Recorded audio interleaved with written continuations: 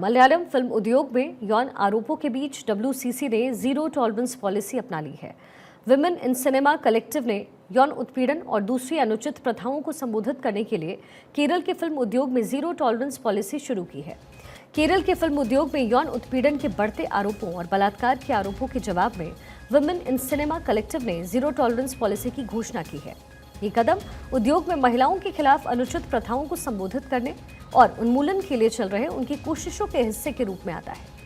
एक social media post में WCC ने सिनेमा आचार संहिता पेश करने की अपनी योजना का खुलासा किया, जिसका मकसद उद्योग व्यवहार के लिए स्पष्ट दिशा निर्देश स्थापित करना है। पोस्ट में जस्टिस हेवा कमेटी की रिपोर्ट में विस्तृत हालिया रिपोर्ट और आरोपों द्वारा उजागर किए गए मुद्दों को संबोधित करने के लिए डब्ल्यूसीसी की रणनीति की रूपरेखा तैयार की गई है।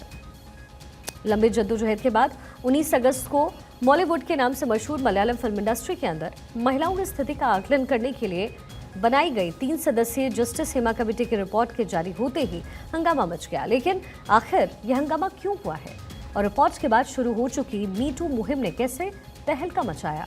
आखिर पूरा माजरा है क्या? आपको एक रिपोर्ट के जरिए समझाते हैं।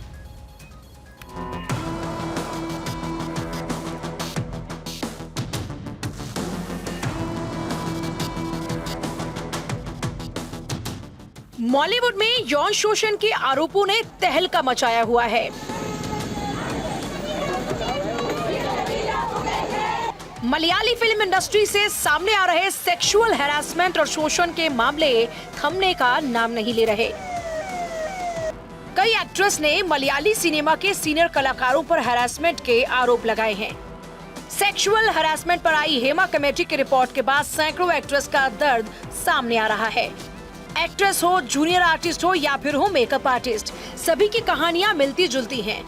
रिपोर्ट आने के बाद सेक्सुअल हैरासमेंट के आरोपियों के खिलाफ मामले भी दर्ज हुए। मीटू के आरोपों के चलते मलयालम फिल्म उद्योग की 2 फेमस हस्तियों एक्टर सिद्दीकी और निर्देशक रंजीत अपने पदों से इस्तीफा दे चुके हैं। मामला कब शुरू हुआ और आखिर है क्या, आपको डिटेल में समझाते हैं। कहानी को रिवाइंड करें उससे पहले पिछले 1 महीने में कई घटनाओं की टाइमलाइन आपको समझाते हैं। मलयालम सिनेमा कांड। पिछले महीने की 18 अगस्त को मलयालम सिनेमा पर महिलाओं की समस्याओं पर हेमा समिति की रिपोर्ट आई। क्या रिपोर्ट आई, इस पर करेंगे आगे चर्चा। 22 अगस्त को केरल हाई कोर्ट ने राज्य सरकार से रिपोर्ट की सीलबंद प्रति मांगी। 25 अगस्त को केरल सरकार ने 7 सदस्यों वाली एसआईटी का गठन किया। 26 अगस्त को रिपोर्ट के बाद पहली एफआईआर अभिनेता रंजीत के खिलाफ दर्ज हुई। बस फिर क्या था, केरल के सिनेमा के इतिहास का सबसे बड़ा बवंडर आ गया और 27 अगस्त को association of Malayalam movie artist ने नैतिक जिम्मेदारी लेते हुए खुद को भंग कर लिया। केरल के सबसे फेमस अभिनेता मोहनलाल ने चेयरपर्सन के पद से इस्तीफा दे दिया और उसके बाद ये मामला इतना बढ़ा कि उसके बाद 30 अगस्त को पुलिस ने अलग अलग मामलों में 9 केस दर्ज किए। तब से मलयालम फिल्म उद्योग यानी कि बॉलीवुड लगातार चर्चा में है। बॉलीवुड की महिला कलाकारों के यौन उत्पीड़न की शिकायतों ने तहलका मचा दिया। अब आपको इस कहानी की शुरुआत में लेकर चलते हैं, जहां से बॉलीवुड की काली सच्चाई के राज खुलने शुरू हुए थे। मलयालम सिनेमा में यौन उत्पीड़न का मामला भले ही अब चर्चा में आया हो, लेकिन इसकी कहानी कई साल पुरानी है। इस पूरे मामले की जड़ में फरवरी 2017 में एक लोकप्रिय मलयालम अभिनेत्री के साथ घटी घटना है। उस वक्त अभिनेत्री ने कोच्चि में अपने साथ हुए अपहरण और यौन उत्पीड़न का आरोप लगाया था। इसके बाद केरल पुलिस ने अभिनेता दिलीप पर यौन उत्पीड़न की साजिश रचने के आरोप में मामला दर्ज कर लिया। इस घटना से इंडस्ट्री में हड़कंप मच गया। मई 2017 में मलयालम सिनेमा के महिला कलाकारों और टेक्नीशियंस का एक समूह पीड़ितों के समर्थन में आ गया। इसके साथ ही बॉलीवुड में महिलाओं के साथ होने वाली लैंगिक असमानता, दुर्व्यवहार को उजागर करने के लिए विमेन इन सिनेमा कलेक्टिव नाम की एक संस्था बनाई गई। फरवरी 2017 की घटना के बाद बनी हेमा समिति ने ऐसी 18 अगस्त को मलयालम फिल्म उद्योग में महिलाओं के सामने आने वाली समस्याओं पर अपनी रिपोर्ट पब्लिश की। हालांकि ये रिपोर्ट सरकार को 5 साल पहले ही सौंपी जा चुकी थी। 18 अगस्त को सार्वजनिक हुई 235 पन्नों की रिपोर्ट में कई तरह के गंभीर आरोप सामने आए। सिनेमा उद्योग में यौन शोषण, अवैध प्रतिबंध, भेदभाव, नशीली दवाओं, शराब के दुरुपयोग, वेतन असमानता जैसे खतरनाक और गंभीर मामले उजागर हुए। रिपोर्ट में कहा गया कि मलयालम सिनेमा कुछ पुरुष निर्माताओं, निर्देशकों और अभिनेताओं के ही चंगुल में है।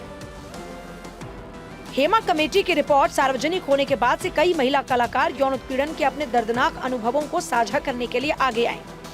कई लोग मलयालम सिनेमा के कुछ जाने माने चेहरे जिन पर आरोप लगाए। बॉलीवुड के जिन टॉप एक्टर्स और डायरेक्टर्स पर केस दर्ज हुए उनमें director Ranjith, actor Siddique, actor और MLA Mukesh Madhavan, actor Edavela Babu, director Maniyanpilla Raju Ranjith, actor Jayasurya भी हैं। जस्टिस हेमा कमेटी की रिपोर्ट सामने आने के बाद से मलयालम फिल्म इंडस्ट्री में एक्ट्रेसेस लगातार कई बड़े एक्टर्स और फिल्म मेकर्स पर आरोप लगाती हुई नजर आ रही हैं। मलयालम फिल्म जगत के काले चिट्ठे खोलती 235 पन्नों की रिपोर्ट बताती है कि मलयालम फिल्म इंडस्ट्री में कैसे सुनियोजित तरीके से महिलाओं का शोषण और यौन शोषण किया जाता है। पूरी मलयालम फिल्म इंडस्ट्री में इस वक्त इस कमेटी के सामने आने के बाद हड़कंप मचा हुआ है। Bureau report, Bharat 24। Malayalam film industry में काम करने वाली महिलाओं के संगठन विमेन इन सिनेमा कलेक्टिव ने 7 सितंबर को घोषणा की कि वे जल्द ही एक आचार संहिता प्रस्तुत करेंगे जो इंडस्ट्री में समानता और सुरक्षित कार्यस्थल को बढ़ावा देगी। संगठन ने फेसबुक पर पोस्ट किया है कि उन्हें उम्मीद है कि इंडस्ट्री के सभी सदस्य इस आचार संहिता को अपनाने के लिए एकजुट होंगे। ये कदम जस्टिस हेमा कमीशन की रिपोर्ट के प्रकाशन के बाद उठाया गया और संगठन अपनी सिफारिशों के साथ एक सीरीज भी शुरू करेगा। बॉलीवुड के इतिहास में शायद ये वो दाग हैं जो कभी धुल नहीं पाएंगे। इन दागों ने जिस सच को सामने लाया है उसे सभ्यता और संस्कार की झूठी चादर के नीचे दबा कर रखा गया था।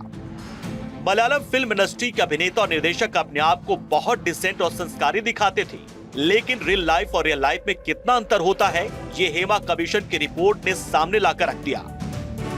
ऐसा नहीं है कि सिर्फ बॉलीवुड में ही महिलाओं के साथ ऐसे उत्पीड़न होते हैं। बेचारी महिलाओं के साथ तो बॉलीवुड, टॉलीवुड में भी ऐसे ही घिनौने काम होते रहे हैं, लेकिन फर्क इतना है कि वहाँ सभ्यता, संस्कारों की झूठी चादर नहीं ओढ़ी गई है। जब कोई शैतान शैतानी करता है तो दुख नहीं होता, क्योंकि उसे हम पहले से ही शैतान मानते हैं। लेकिन जब कोई संस्कारी बच्चा घिनौना काम करता है तो सवाल उठते हैं कि क्या वो सच में संस्कारी था या संस्कारों की आड़ में घिनौना शिकारी था। केरल में ऐसे मामले लगातार सामने आ रहे हैं, जहां एक तरफ केरल का सिनेमा दिन दुगुनी रात चौगुनी रफ्तार से आगे बढ़ता जा रहा था, लेकिन उसके पीछे की कड़वी सच्चाई सामने आने के बाद उतनी ही तेजी से वे अब संस्कारों और सभ्य समाज में अपनी नैतिकता खोता जा रहा है। लेकिन इन दागों से केरल के सिनेमा को फिर से बचाने के लिए अभिनेता मोहनलाल का AMMA के अध्यक्ष पद से इस्तीफा देना और कार्यकारी समिति के सभी सदस्यों का संयुक्त इस्तीफा एक अच्छी पहल है। विपक्ष और फिल्म इंडस्ट्री के दबाव में केरल सरकार ने एक SIT का गठन किया है। 7 सदस्यों वाली समिति को भारतीय नागरिक सुरक्षा संहिता की धारा 173/1 के तहत शुरुआती जांच करने का काम सौंपा गया, जिसमें वरिष्ठ महिला पुलिस अधिकारियों को भी शामिल किया गया है। SIT टीम में DIG S Ajitha Begum, SP crime branch मुख्यालय मेरिन जोसेफ, AIG तटीय पुलिस G पुनकुझाली, सहायक निदेशक केरल पुलिस एकेडमी ऐश्वर्या डोंकरे, AIG कानून व्यवस्था Ajith V, SP crime branch S Madhusoodanan शामिल हैं। हेमा कमेटी की रिपोर्ट ने मलयालम फिल्म इंडस्ट्री में भूचाल ला दिया है। अब तक 17 से ज्यादा केस दर्ज किए जा चुके हैं। मीडिया इसे मलयालम इंडस्ट्री का मीटू आंदोलन बता रही है। मलयालम सिनेमा ने कुछ जाने माने चेहरों पर आरोप लगने के बाद एक मामले दर्ज हुए हैं। 26 अगस्त को केरल में एर्नाकुलम उत्तर पुलिस ने एक अभिनेत्री की ओर से दर्ज कराई गई शिकायत के आधार पर अभिनेता रंजीत के खिलाफ गैर जमानती मामला दर्ज किया। फिर 28 अगस्त को तिरुवनंतपुरम में पुलिस ने अभिनेता सिद्दीकी के खिलाफ FIR दर्ज की। एक अभिनेत्री ने सिद्दीकी पर 2016 में तिरुवनंतपुरम के एक होटल में दुष्कर्म करने का आरोप लगाया था। फिर 29 अगस्त को अभिनेता जयसूर्या के खिलाफ FIR दर्ज की गई। जयसूर्या पर कई साल पहले एक फिल्म की शूटिंग के दौरान तिरुवनंतपुरम में राज्य सचिवालय में एक महिला कलाकार का यौन उत्पीड़न करने का आरोप लगा। 29 अगस्त को ही केरल की कोच्चि सिटी पुलिस ने अभिनेता M मुकेश, अभिनेता मनियान पिल्ला राजू, अभिनेता एडावेला बाबू, VS चंद्रशेखरन और प्रोडक्शन कंट्रोलर नोबल के खिलाफ 5 मामले दर्ज किए। ये मामले अभिनेत्री मीनू मुनीर की ओर से लगाए गए यौन उत्पीड़न के आरोपों के संबंध में दर्ज किए गए। M मुकेश कोल्लम से CPIM के विधायक भी हैं। अगले दिन केरल पुलिस ने मलयालम फिल्म अभिनेता जयसूर्या के खिलाफ यौन उत्पीड़न का दूसरा मामला दर्ज किया। यौन उत्पीड़न और महिला की गरिमा को ठेस पहुंचाने के इरादों से शब्दों और इशारों और गलत व्यवहार के आरोप लगे। दरअसल 19 अगस्त को हाईकोर्ट की पूर्व जज के हेमा ने मलयालम इंडस्ट्री में एक्ट्रेसेस के साथ हो रहे दुर्व्यवहार को लेकर केरल के मुख्यमंत्री पिनाराई विजयन को 295 पन्नों की एक रिपोर्ट सौंपी थी, जिसके बाद मलयालम फिल्म इंडस्ट्री में हड़कंप मच गया। रिपोर्ट में मलयालम फिल्म इंडस्ट्री में चल रहे कास्टिंग काउच और सेक्सुअल हैरेसमेंट जैसे गंभीर मुद्दों का जिक्र है। सेक्सुअल असॉल्ट के आरोप के बाद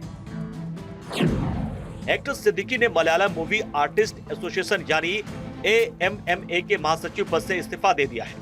करीब 300 मलयालम फिल्मों में काम कर चुके सिद्दीकी फिल्म सास निहम सुमित्रा के लिए केरल राज्य फिल्म पुरस्कार से भी सम्मानित हो चुके हैं। आपको बताते हैं एक्ट्रेस ने मशहूर अभिनेता सिद्दीकी पर क्या आरोप लगाए। 21 साल की उम्र में मेरे साथ यौन शोषण की घटना हुई थी। ये किस्सा एक मलयालम फिल्म के दौरान का है जो नीला थिएटर में दिखाई जा रही थी। एक्टर सिद्दीकी ने मुझे फिल्म के बारे में बात करने के लिए मैस्कॉट होटल में बुलाया था। मैं प्रोफेशनल मीटिंग के लिए उस होटल में गई थी। मुझे अंदाजा नहीं था कि वहाँ मेरे साथ ये सब होगा। जब मैं बड़ी हुई तो मुझे एहसास हुआ कि ऐसी कोई फिल्म बनी ही नहीं। होटल में उसने मेरा यौन शोषण किया। एक्टर सिद्दीकी ने मेरी इजाजत के बिना मुझे छुआ। विरोध करने पर उसने मुझे लात मारी। वो एक अपराधी है। इसके अलावा एक और एक्ट्रेस के आरोपों के बाद निर्माता निर्देशक रंजीत सवालों के घेरे में आ गए। निर्माता निर्देशक रंजीत पर यौन शोषण के आरोप लगने के बाद निर्माता निर्देशक रंजीत ने केरल चित्रकला अकादमी के अध्यक्ष पद से इस्तीफा दे दिया है। रंजीत नंदनम जैसी अवार्ड विनिंग फिल्म का निर्देशन कर चुके हैं।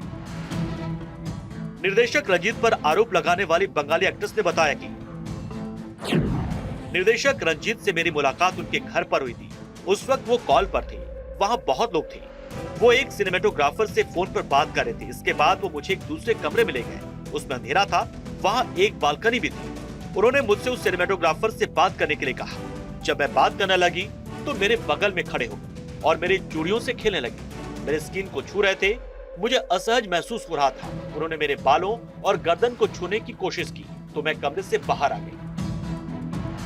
अब आपको बताते हैं कि आखिर इस पूरे मामले की शुरुआत कहां से हुई। 2017 में केरल की एक अभिनेत्री के अपहरण और गैंगरेप के मामले में केरल का एक मशहूर एक्टर शामिल था, जिसके बाद फिल्म में काम करने वाली महिलाओं ने केरल सरकार से शिकायत की कि फिल्म इंडस्ट्री में काम देने के बदले में उनके सेक्सुअल फेवर की डिमांड की जाती है। उस पर केरल सरकार ने इस मामले की जांच के लिए जस्टिस के हेमा की अध्यक्षता में एक कमेटी बनाई, जिसने 2019 में अपनी रिपोर्ट सरकार को सौंप दी थी। लेकिन 4.5 साल बाद केरल की सरकार ने अब इस रिपोर्ट को सार्वजनिक किया है। इस रिपोर्ट में बताया गया कि मलयालम फिल्म इंडस्ट्री कुछ मेकर्स, निर्देशकों और एक्टर्स के नियंत्रण में है। मलयालम फिल्म इंडस्ट्री में 15 लोगों का ग्रुप है। ये ग्रुप ही तय करता है कि किसे काम दिया जाए और किसे ना दिया जाए। ये ग्रुप महिलाओं को काम देने के बदले में यौन संबंध बनाने पर मजबूर करता है।